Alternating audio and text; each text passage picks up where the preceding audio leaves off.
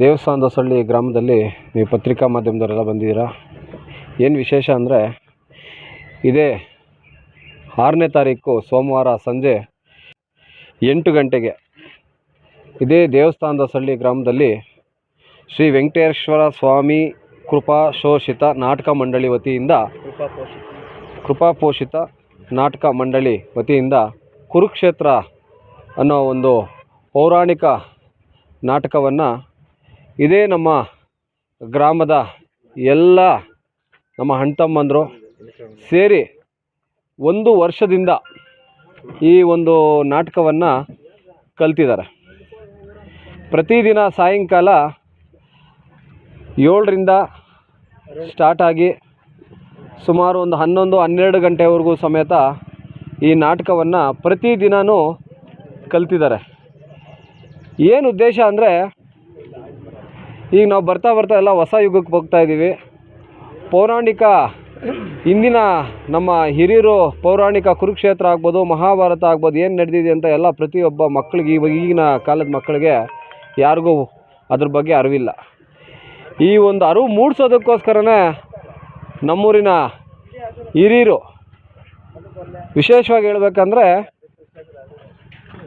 ಈ ನಾಟಕ ಆಡಬೇಕು ಅಂತಂತ ಯಾವಾಗ ನಮ್ಮ ಈ ನಾಟಕ ಮಂಡಳಿಯವರೆಲ್ಲ ಕೂತ್ಕೊಂಡು ಒಂದ್ಸಲಿ ಮಾತಾಡಿ ಎಲ್ಲ ವಿಶೇಷವಾಗಿ ಮಾತಾಡಿದಾಗ ಪ್ರತಿಯೊಬ್ಬರೂ ಯಾವುದೇ ಒಂದು ಜಾತಿ ಭೇದ ಏನೂ ಇಲ್ದಿರ ನಾವು ಊರವರು ಎಲ್ಲ ಚೆನ್ನಾಗಿ ಆಡಬೇಕು, ಅತಿ ವಿಜೃಂಭಣೆಯಿಂದ ಈ ಕಾರ್ಯವನ್ನು ಮಾಡಬೇಕು ಅಂಥೇಳಿ ಪ್ರತಿಯೊಬ್ಬರು ಸಮೇತ ವಾಲಂಟಿಯರಾಗಿ ಬಂದು ಅವ್ರ ಪಾಡಿಗೆ ಅವ್ರು ಬಂದು ಕಲಿತು ಇವತ್ತು ಇನ್ನು ಕೇವಲ 3-4 ದಿನ ಇದೆ ನಾಟಕ ನಾವು ಸ್ಟೇಜ್ ಮೇಲೆ ಪರ್ಫಾರ್ಮ್ ಮಾಡೋದಕ್ಕೆ.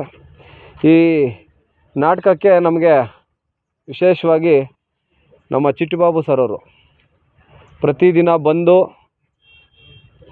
ಯಾವುದೇ ಥರದ ಅವ್ರ ನಾಟಕದ ಹಿನ್ನೆಲೆ ಇಲ್ದಿದ್ರೂ ಸಮೇತ ಅವ್ರನ್ನ ಒಳ್ಳೆ ರೀತಿಯಾಗಿ ನಾಟಕವನ್ನು ಮಾಡಬೇಕು, ಅತಿ ಅದ್ಧೂರಿಯಾಗಿ ಈ ಊರಲ್ಲಿ ನಾಟಕ ನಡಿಬೇಕು ಅಂಥೇಳಿ ಅವರು ತುಂಬ ಶ್ರಮ ವಹಿಸಿದ್ದಾರೆ.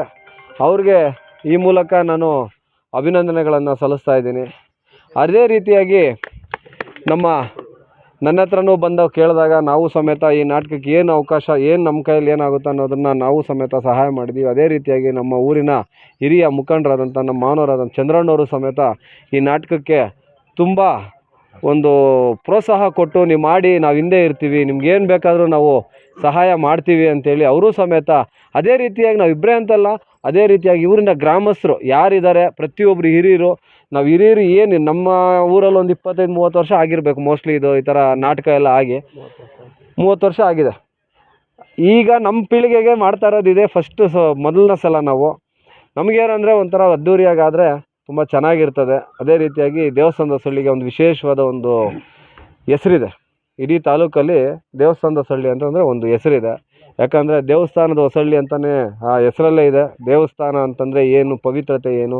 ಯಾಕಂದರೆ ನಮ್ಮೂರಲ್ಲಿ ಇದುವರೆಗೂ ಯಾವುದೇ ಕೋಮು ಗಲಭೆ ಇಲ್ದಿರ ಎಲ್ಲರೂ ಸಮೇತ ಅಣ್ತಮ್ಮಂದ್ರಪ್ಪಂದು ನಾವು ಏನು ನಡ್ಕೊಂಡು ಹೋಗ್ತಾ ಇದ್ದೀವಿ, ಇದನ್ನು ಮುಂದಿನ ಪೀಳಿಗೆನೂ ಸಮೇತ ನಾವು ಇದು ಮುಂದುವರ್ಸ್ಕೊಂಡು ಹೋಗಬೇಕು ಅಂತ ಅದೇ ರೀತಿಯಾಗಿ ಈ ಬರೋ 8ನೇ ತಾರೀಕು ಏನಿದೆ, 6ನೇ ತಾರೀಕು ಏನು ನಾವು ನಾಟಕ ಮಂಡಳಿ ವತಿಯಿಂದ ಏನು ನಾವು ನಾಟಕ ಪ್ರದರ್ಶನ ಮಾಡ್ತೀವಿ, ಸುಮಾರು ಈ ಸುತ್ತಮುತ್ತಲಿನ ಎಲ್ಲ ಹಳ್ಳಿಗಳವರೆಗೂ ಸಮೇತ ನಾನು ಕೇಳೋದಿಷ್ಟೇ, ಪ್ರತಿಯೊಬ್ಬರು 8 ಗಂಟೆಗೆ ಕರೆಕ್ಟಾಗಿ ನಾವು ನಾಟಕ ಸ್ಟಾರ್ಟ್ ಮಾಡ್ತೀವಿ. ಪ್ರತಿಯೊಬ್ಬರು ಬಂದು ವೀಕ್ಷಣೆ ಮಾಡೋದ್ರ ಜೊತೆಗೆ ಶಿಸ್ತನ್ನು ಕಾಪಾಡಬೇಕು.